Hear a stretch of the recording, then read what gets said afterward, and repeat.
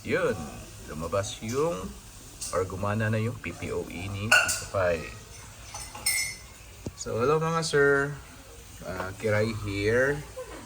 So meron na akong share sa inyo, another option na naman para kay Pisofy. Alam naman natin na pagdating sa Microtech hindi tayo marunong. Tapos nagbabayad-bayad lang tayo for the config. Pero etong video na to para to sa mga hindi marurunong sa Microtech katulad ko. Okay? So ginawa ko siya ng video na possible pala na pagsabayin yung PPPoE tsaka piso Wi-Fi gamit ang Pisofy firmware. Kaya syempre, mulat dati pa, Pisofy tayo. Kaya eto. So, shoutout pala sa developer ng Pisofy, sir, sa grupo ninyo. Shoutout po. Maraming salamat sa patch. Bali, ilang beses ako nag-PM kasi kay Sir Dev or developer ng Pisofy na may issue yung PPPoE ng Debian firmware ng mini PC. Hindi siya lumalabas. Pero sa RPI, OPI, okay lang, smooth lang, lumalabas yung or gumagana yung PPPoE. Ngayon, maraming din nag-feedback na hindi gumagana yung PPPoE ng naka-Debian. Okay? So ngayon, ito, ilang days or siguro isang araw lang trabaho ni Sir Dev. Tapos double check anong yung mga nangyari, yung mga problema.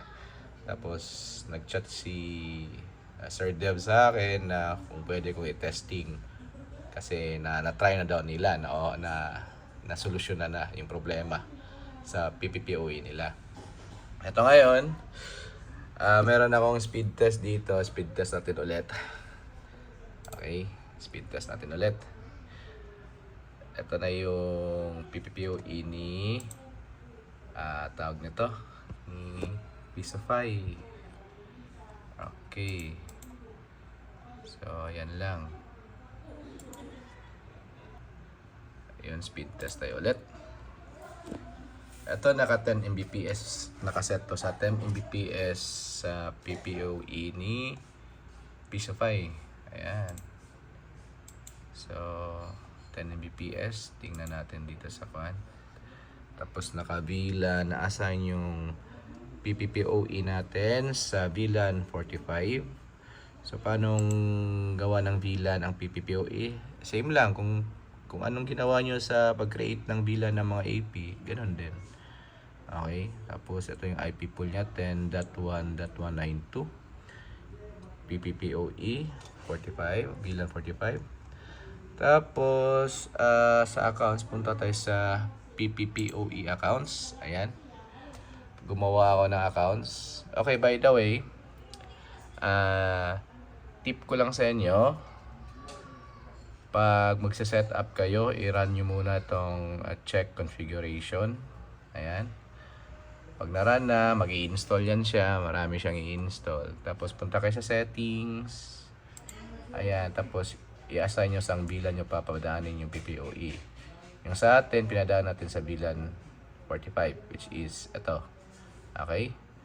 Then, click save. Then, after that, add client tayo. Pag add ng client, kunyari, ito, add client. Yan. So, mag-fill up nyo dito. Client ID, password ng PPPoE. Tapos, IP address from 1910.192.3 up to 101. So, mamili lang kayo in between. Lagay nyo dito, kunyari, 10.1.192.6. Ayan, basta in between lang. 7, 8, and ganon. So, ayan. Since create na ako, description, bala na kayo. Tapos, download, upload, bala din kayo. Then, expiration, then set active. Then, save mo lang. Okay? And after that, i-click mo dito. Itong internet, may nakalagay kasi dito pag naka-off siya. Tapos, dapat lalabas itong internet. Okay? Yan. Sa una, color block yung color dito. Tapos pag once connected na sa internet yung client mo, eh magi-green na siya. Okay? So yan, nakaset ng 10 Mbps yan. Tapos IP pool niya 192.1 10.1.192.5. So titingnan natin dito sa ONU ko, itong gamit ko 5V. Okay? So Telcom login. Tapos okay. Siyempre dito sa 1, declare nyo lang dyan. Ito pala, sabi ko nga kanina, pwedeng pagsabayin na ang PPPoE tsaka piso wifi sa isang port lang. Okay? So ito, first is siyempre VLAN 22, naka-bridge yan, bridge 1. So i-assign nyo lang, i-buy nyo lang sa ang LAN, dadaan yung mga piso wifi nyo. Tapos SSID, then apply. Tapos declare yung VLAN dito.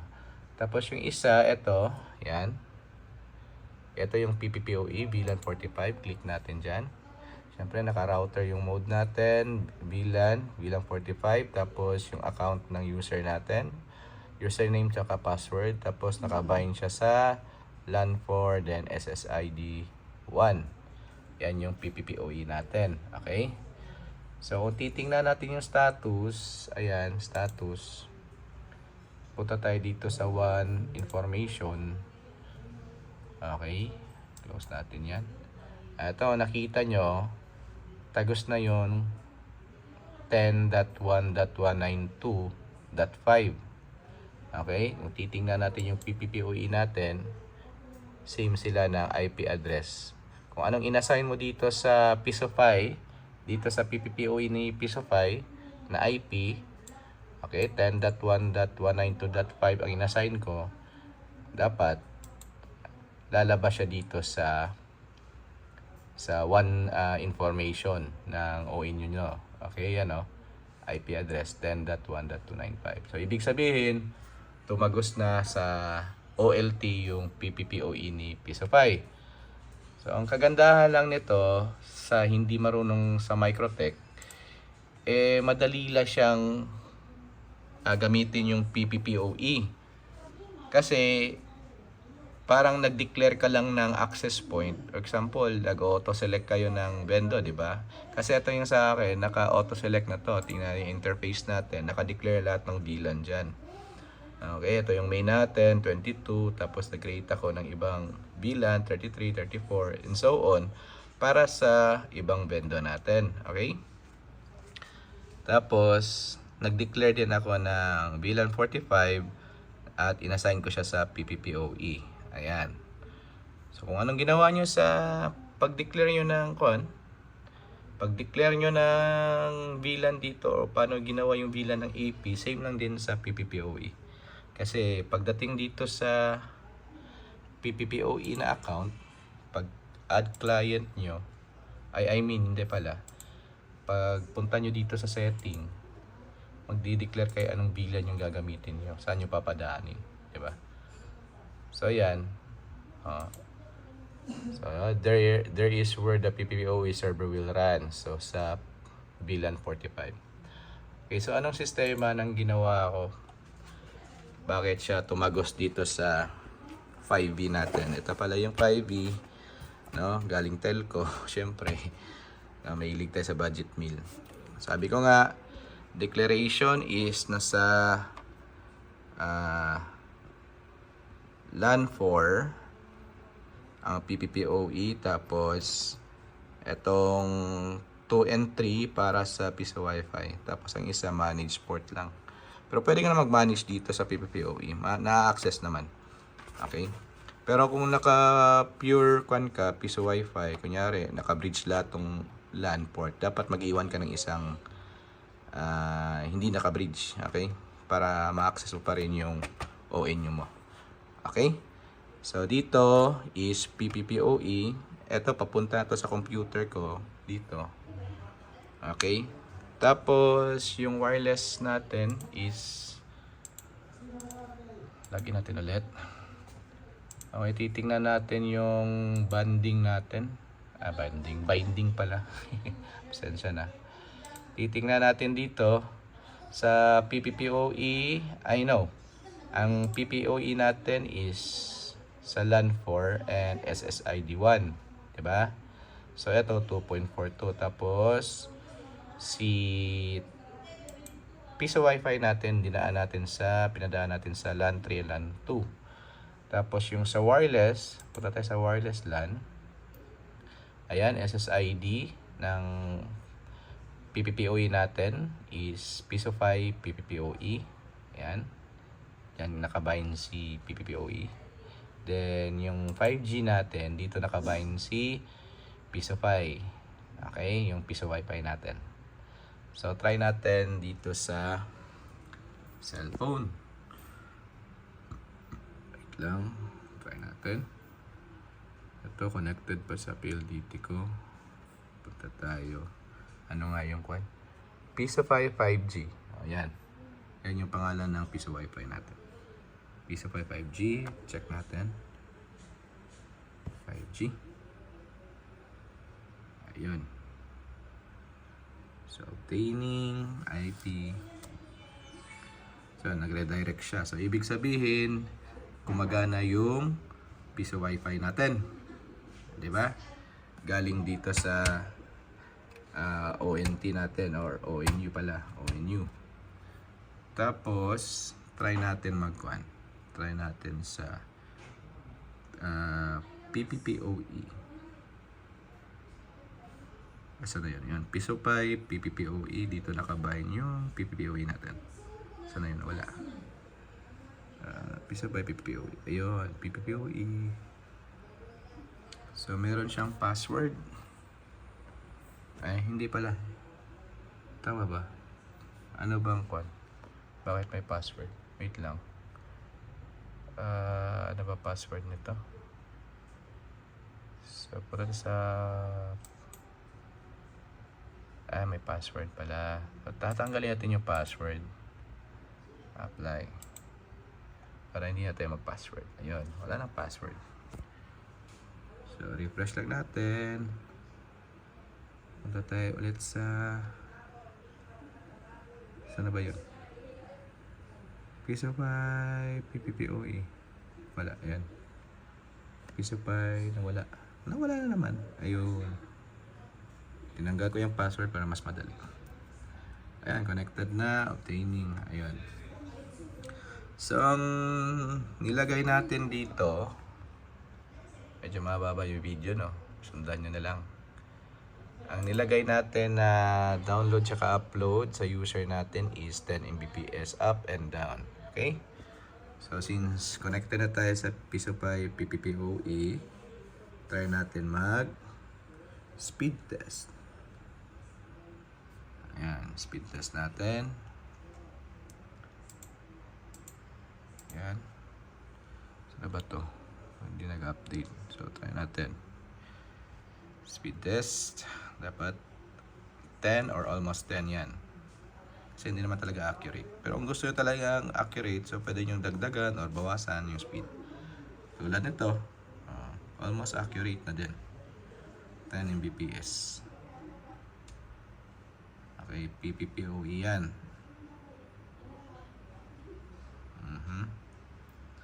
Alright. So yan, result natin. Almost 10. Parehas lang din sa ginawa nating profile dito. Okay? So, yun guys. So, maraming salamat Sir Def, no, sa agarang action pagdating sa PPPoE ng PC version. Ayan, naka PC version tayo. Okay?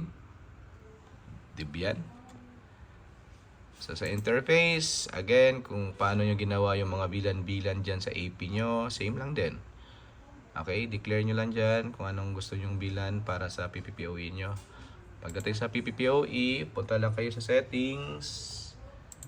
Then, i-assign nyo kung anong bilan ID ang gusto nyong i-assign sa PPPoE.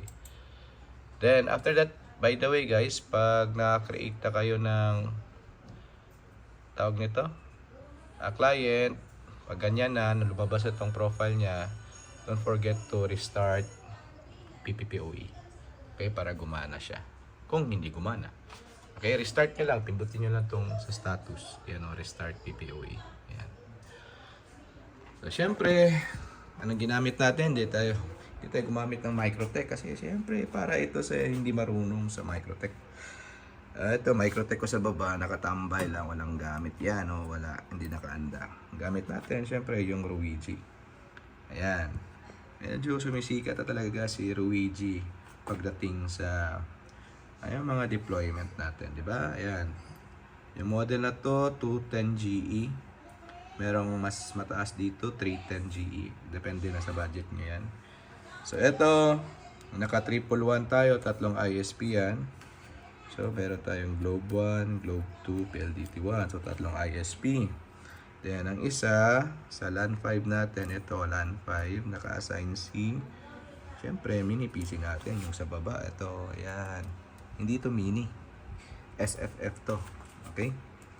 Tapos yung katabi niya, ito, dito lumabas yung port para sa AP tsaka PPPoE. Dito lahat sila dumadaan sa isang port.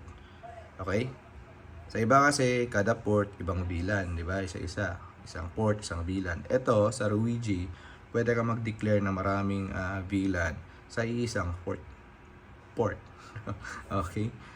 So, ayan, nakita nyo. Ayan, may label dyan. 2 OLTGE1, auto-select VLAN, auto-select Vendo, VLAN number 22 up to 44. So, ganyan karami yung sa Vendo ko dito.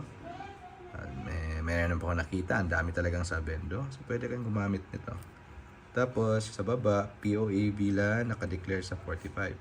Kanina, 45 yan, di ba? So, lahat ng VLAN, PPPoE, tsaka Vendo, auto-select Vendo, dito lahat dumadaan sa isang port lang. Okay, LAN 4, dito lang. Tapos, papunta siya sa OLT, GE1. So, sa baba, ito yung OLT natin. Siyempre, UBE, C-Data, 1.Jipon. Galing kay, shoutout po, 4Leaf Marketing. Ayan, kung gusto nyo mag-OLT ng legit, no, walang kuskus balungos, chat nyo si 4Leaf Marketing. Ayan, mababait, mabibilis. Thank you, sir. So, ayan, 1.Jipon yan. Tapos, katitingnan nyo, galing doon sa taas, dito sa LAN 4. Okay, papunta dito sa GE1. Ayan, GE1, nakikita nyo ba? Hindi nyo nakita. Basta dyan. Ayan, GE1. Katabi niya G2, bakante yan. Wala. Isa lang. Tapos, papunta na dun sa mga splitters natin. Okay? Then, ayan. So, today, na-share ko na sa inyo ano yung bagong, actually, matagal na to, di ba? So, tagos na lahat. Pati, pwede nang i-combine lahat sa isang ONU, ang PPPoE, tsaka piso Wi-Fi. Okay, assign nyo lang dyan. Okay, syempre, pag piso Wi-Fi kayo sa mga baguhan, naka-bridge lahat ng ports. Tapos, yung isang port, naka-router mode. Okay, titingnan natin ulit dito. Ayan. Ulit-ulitin nyo lang ang video pag hindi nyo makuha. So, punta kayo sa 1, then lalabas dyan. Pag piso Wi-Fi, bridge 1 ang gamit. Okay, ayan bridge 1. Then, pag PPPoE, naka-router yan.